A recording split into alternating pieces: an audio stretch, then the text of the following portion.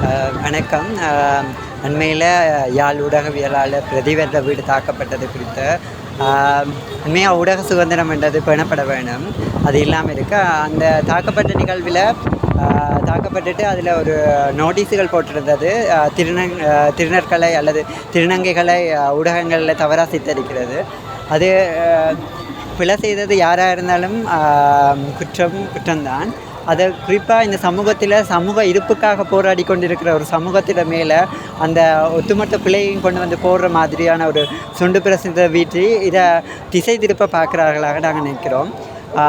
இந்த சமூகத்தில் ஒரு சமூக உரிமைகளுக்காக போராடி கொண்டிருக்கிற திருநர்களாகட்டும், எல்ஜிபிடி சமூகங்களாகட்டும், அவர்கள் மேலே இந்த சமூகத்துக்கும் ஊடகவியலாளர்களுக்கும் இருக்கிறதான பிரிவினையை கூட்டுறதாக இருக்குது.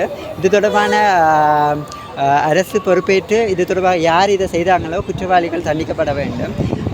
குறிப்பாக எங்களோட பக்கம் இருந்து நாங்கள் சொல்லக்கூடியது, இது ஒரு ஊடகவியலாளர்களுக்கும் இந்த திருநர்கள் சமூகங்களுக்கும் இருக்கிறதான ஒரு பிரச்சனையை தூண்டிவிட முகமாக ஏற்கனவே சமூக இருப்புக்காக போராடி கொண்டிருக்கிற சமூகமாக இருக்கிறோம். ஸோ இதை யார் செய்தாலோ குற்றவாளிகள் தண்டிக்கப்பட வேண்டும். இதுக்கான பொறுப்பு குரலை எடுக்கணும். இந்த நிகழ்வில் நாங்கள் கலந்து கொண்டதற்கு நோக்கம், நாங்கள் இந்த சமூகத்தில் நாங்களும் எங்களோட அங்கீகாரங்களுக்காக போராடி கொண்டிருக்கிறோம். இப்படி ஒரு சமூக ஊடகவியலாளர் மீது தாக்கப்பட்டதுக்கு எந்த விதத்திலையும் நாங்கள் பொறுப்பு கூற முடியாது. அதே நேரம் இது ஒரு எங்களோட சமூகத்தின் மீது விழுந்த ஒரு பாரதூரமான ஒரு குற்றமாக நாங்கள் பார்க்குறோம். இதுக்கு நடவடிக்கை எடுக்க வேண்டும் என்று நாங்கள் கேட்டுக்கொள்கிறோம்.